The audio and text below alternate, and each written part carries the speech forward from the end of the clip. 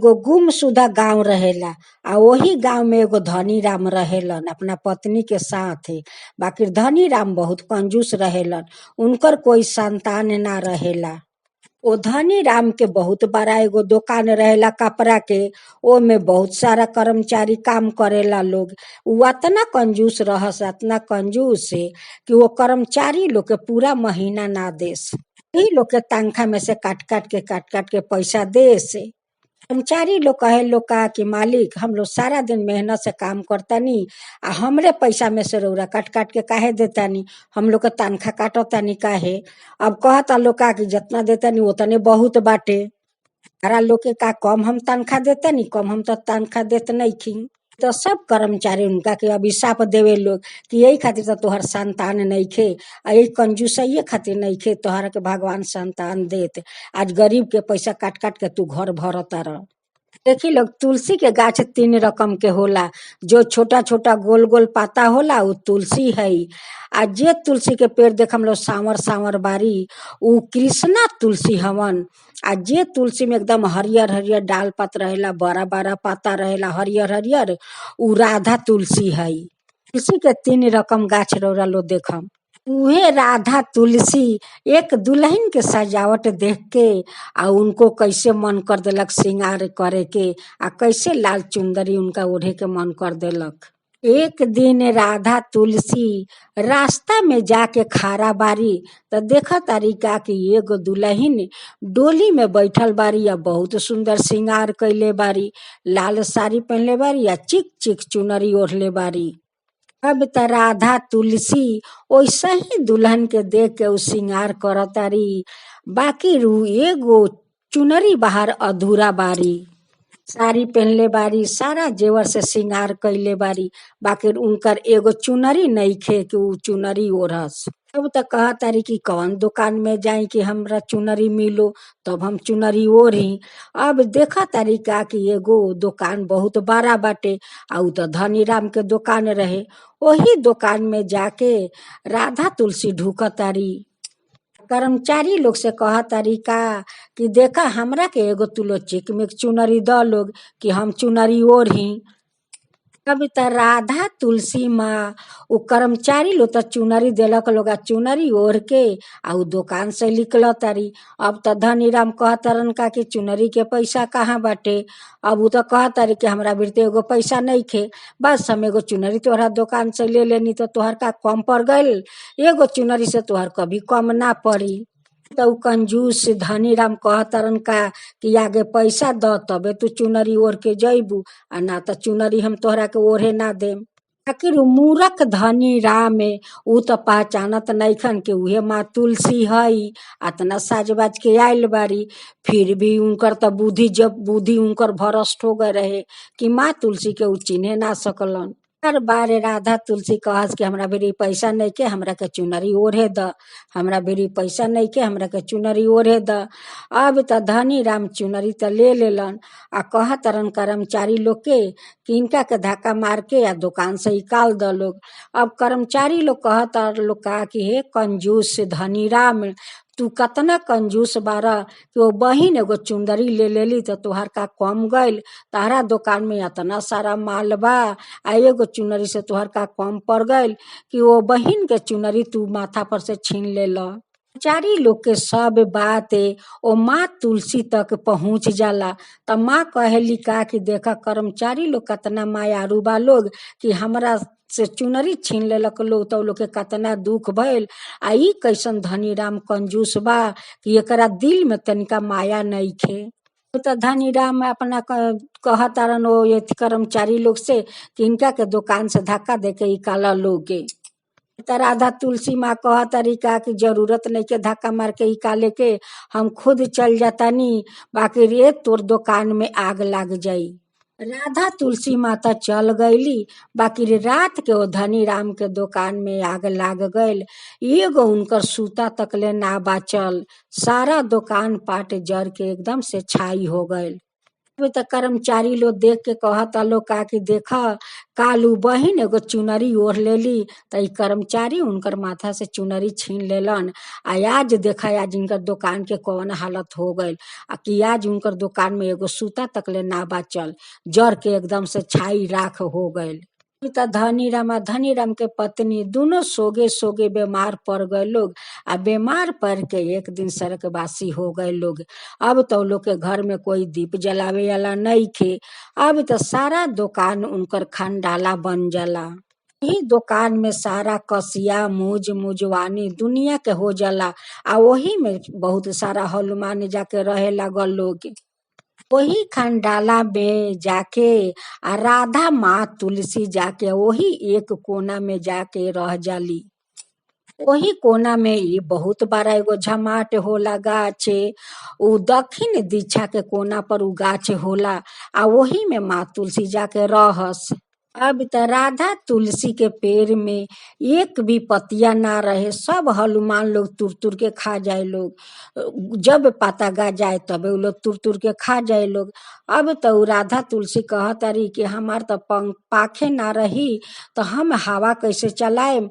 आ हवा ना चलाएम तो हम अपना शरीर में ठंडा हवा कैसे लेहेम। हम तो अब सांस नहीं लेवे सकत। अभी तो वही खंडाला के देवाल पर बैठल बैठल माँ देखा तारी कि कोई तो आदमी लौकी तो हम उनका के बोलाए माँ उनके घर में हम जाए। देखा तारी कि एगो घर बाटे। आ वही घर में एगो बूढ़ा बाबा बारन। आ उ बूढ़ा बाबा तो हनुमान भगवान के भक्त रहेलन। उ बहुत हनुमान भगवान के श्रद्धा भक्ति से हनुमान जी के उ पूजा करत रहस। उनकर दूगो बेटा पतोह रहे लोग। बेटा पतोह के बाल बच्चा रहे लोग। बूढ़ा बाबा के छोटी बहू के उनकर हाथ में कोई कारण के चलते उनकर हाथ अबस हो गए रहे। वो के लिए उ एक हाथ से काम करस आ दूसरा हाथ से तो उ काम करे ना सकस, काहे कि उनकर हाथ अबस हो गए रहे। बूढ़ा बाबा खा पी के आ बाहर में खटिया गिरा के वही खटिया पर सुतल रहस। अब त तुलसी राधा तुलसी के वही बूढ़ा बाबा पर नजर पड़ेला। त कहेली का कि त हनुमान भक्त हवन, इनके के हम जातनी सपना में आ इनके के बोलतानी। बूढ़ा बाबा दोपहरिया में खा के आ वही खटिया पर सुत रहस। आ उनकर अंगी पड़ गईल तभी नहीं उ राधा तुलसी आके उनका सपना में कहतरी का कि बाबा उठ, देखा हम वो खंडाला के देवाल पर बानी। आ हमरा एगो पंखुरिया नइखे कि हम हवा चला के हम सांस लीही। सब हमर पतिया हनुमान लोग तुर तुर के खा जाताटे लोग। बाबा चल के हमरा के उतार के लिया वा बाबा। हनुमान लोग हमरा के सांस नइखे लेवे देत लोग बाबा। हमार सारा पतिया उ लोग तुर तुर के खा जाताटे लोग। जाके हमरा के उतार के लिया वा बाबा। अब त बूढ़ा बाबा के अंगी टूटेला त कहेलन का कि देख ई त राधा तुलसी हई। आ हमरा के आज सपना में आके आ बाबा बाबा कह पुकार तारी आ कह तारी का कि बाबा हमरा के उतार के लियाव, हम सांस नहीं हम लेवे सकत। अभी तब बूढ़ा बाबा अपना दोनों बेटा के बोलाव तारन, कह तारन का कि बेटा देखा लोग आज सपना में राधा तुलसी बेटी आके हमरा के प्रथम बार बाबा बाबा कह के पुकारले बारी। देखा उ बहुत दुख में बारी, बहुत तकलीफ में बारी, यही खंडाला के देवाल पर बारी। तू लोग चारों दिगे तू लोग देखा लोग उनका के खोजा लोग कहाँ बारी। तब बूढ़ा बाबा या उनकर दोनों बेटा खोजत आटे लोग। खोजत खोजत बूढ़ा बाबा के जाके आ वही राधा तुलसी पर नजर पड़ेला त कहेलन का कि बेटा देखा यहाँ हमार तुलसी बेटी बारी, तू आ जा यहीं त हमार राधा तुलसी बेटी ये लौकतारी। जाके उनका के बहुत अच्छा से उतार के लिया वा लोग। उनकर बेटा लोग जाके उनका के उतारे लगल। तब कहतरन का कि बेटा देखिए लोग हमारे राधा तुलसी बेटी के कोई सीकर ना टूटे के चाही। तो बेटा लोग लिया के आ उतार के उन राधा तुलसी के उनका हाथ में दे देवेला लोग। तो कहलन का कि हम अपना राधा तुलसी बेटी के हम अपना हाथ से हम अपना घर में ले जाए। ही आवेला ना बहुत सुंदर माटी के चौतरा बना के आ वही पर अपना राधा तुलसी के बैठा देवेलन। आ कहलन का कि बेटी हम तो तोहरा खातिर पाका के मंदिर बनवाए मा वही पर तू रही है। तब बूढ़ा बाबा खूब सुंदर एगो तुलसी मंदिर बनवावेलन, बहुत सजावट करवावेलन। वो बेटी के बैठा देवेलन आ कहेलन का कि बेटी अब तोहार कोई तकलीफ ना होई आ ना कोई तोहार अब पंखी कोई तुर तुर के खाए सकी। अब तो दोनों पतो लोग पूजा पाठ करे लागलो माँ तुलसी के। आ रोज उ बूढ़ा बाबा उनका के भोजन देस आ रोज जल चढ़ावस आ रोज हाथ जोड़स। अब त ई राधा तुलसी के अच्छा नइखे लागत कि देखा आज ये बाबा हमरा के बचा के लियलन, अपन बेटी बना के लियलन। आ उहे बाबा अगर अपना बेटी के सामने हाथ जोड़स त बेटी के कतना खराब लागताटे। अब त राधा तुलसी के अच्छा नइखे लागत उनकर बाबा के हाथ जोड़ल। वे खा पी के सुत जाला लोग त राधा तुलसी अपना बाबा के सपना में जाके कहेली का कि बाबा तू हमरा के भोजन दे तरा अच्छा के बात बा, पानी पिया तरा अच्छा के बात बा, बाकी तू बाबा हो के अपना बेटी के हाथ जोड़ा तरा त हमरा अच्छा नइखे लागत बाबा। बाबा अपना बेटी के हाथ जोड़ेला कभी हाथ ना जोड़े बाबा, आ तू हमरा के हाथ मत जोड़ी है बाबा। अब तो सपना में बूढ़ा बाबा झर झर रोता रन कि आज हमारे राधा तुलसी बेटी के हम हाथ जोड़तनी तो हमार बेटी के कतना दुख लागता। आज हमार बेटी हमरा के समझावे खातिर आइल बारी। राधा तुलसी कहतरी कि बाबा आँख से आंसू मत गिरावा बाबा। बाबा कहतरन का कि बेटी ई त दुख के आंसू नइखे, ई त खुशी के आंसू बा। आज एगो बेटी अपना बाबा के बुझावतारी समझावतारी त आज त खुशी के आंसू बाटे बेटी। आज प्रथम बार कोई बेटी हमरा के बुझावताटे। सारा बात बुझा के तुलसी चल जाली अपना आस्थान पर। बूढ़ा बाबा के जब अंगी टूटेला त देखेलन कि उनका आँख में तो भरल आँख आंसू बाटे। कहलन का ठीक है हमारी राधा तुलसी बेटी आ रही है सपना में, तबे तो हमारा इतना आँख में भरल बाटे। आ बेटी हमरा के इतना बात बुझा गईली आ कह गईली कि बाबा तू हाथ मत जोड़ी है। एगो बेटी के कतना अपना बाप के हाथ जोड़े से दर्द होला। आज हम बुझनी कि हाँ देखा हमार राधा तुलसी बेटी के कतना हमरा पर माया बाटे। बूढ़ा बाबा जाके उनका के भोजन देता रन, पानी पिया के कहता रन का कि बेटी आज से हम तोहरा के कभी हाथ ना जोड़म, कभी हाथ ना जोड़म। अभी त राधा तुलसी देखा तारी का कि बूढ़ा बाबा के बहू के त एगो हाथ से काम नहीं की उ करे सकत। अब तो उनकर बहुत दुख लागताटे कि इतना हमरा के बाबा बेटी बना के घर में लियलन आ उनकर बहू आज एगो हाथ से उ काम नहीं की करे सकत। फिर वो बाबा के सपना में जालिया कहली का कि बाबा देखा हमारे एगो डाढ़ टूटल बा या डाढ़ सूख गइल बा, ओकरा के तूर के लियावा आ अपना हाथ से सूता में गाथ के आ तुलसी के तू माला बनाव आ जाके अपना बहू के अपना हाथ से बांध द। उ देखबा आस्ते आस्ते उनकर हाथ सब ठीक हो जाई। फेन बूढ़ा बाबा के अंगी टूटेला त कहलन का कि हमार देखा ई त बेटी आके हमरा के राह देखा गईली कि हमर डार तूर के आ माला गाथ के उनका हाथ में पहनावा त हमर बहू के हाथ निमन हो जाई। कि हमर बहुओ खातिर कतना माँ ई बेटी हमरा खातिर माया करत तारी। बाबा जाके वो डार तूर के अपना हाथ से माला गाथ के आ जाके वो अपना बहू के पहना देवेलन आ कहलन का कि बहू ये तुलसी माला हटे पेन्हा, ई सब तोहार ठीक हो जाई। कि आके हमरा के राधा बेटी बोल गईली है कि उहे माला पहनियन त उनकर हाथ ठीक हो जाई। अब तो रोज दोनों पतोह लागल बहुत श्रद्धा भक्ति से माँ तुलसी के पूजा करे आ उ माला पहन के तो उनकर हाथ लागल ठीक होखे।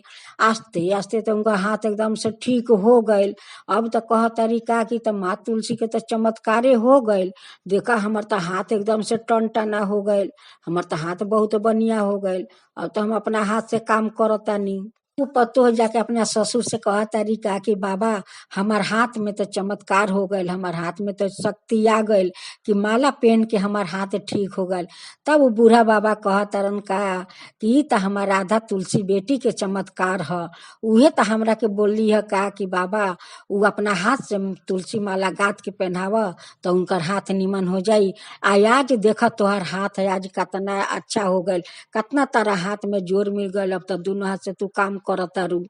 अब त घर के सारा परिवार लोग बहुत खुशी बा लोग, बहुत खुशी बा लोग कि देखा आज राधा तुलसी माता हम लोग के घर में आयल बारी तो हम लोग के घर में कतना खुशिया बा। आ हमार बाबूजी कतना खुश बारन अपना राधा बेटी के देख के। अब वो बूढ़ा बाबा कहत रन अपना राधा तुलसी से कि ये राधा तुलसी बेटी, ऐसा ही हमरा घर में तू खुशियाँ फैलौले रहिया, आ वैसा ही खुशियाँ तू बनौले रहिया हे राधा बेटी। आज जैसे हमारा पतोह के तू हाथ निमन कर देलू, तू अपना माला से, वैसे बहुत सारा आदमी के बड़ बीमारी बा, तू अपना माला से सब कोई के ठीक कर दीह, आ अपन आशीर्वाद सब कोई पर बनौले रहिया हे राधा तुलसी बेटी। तू हमेशा तू सब पर कृपा करत रहिया, आ सबके घर में ऐसा ही तू खुशियाँ तू दीह, ऐसा ही सबके ऊपर तू चमत्कार करी है। जय माँ तुलसी, जय माँ तुलसी।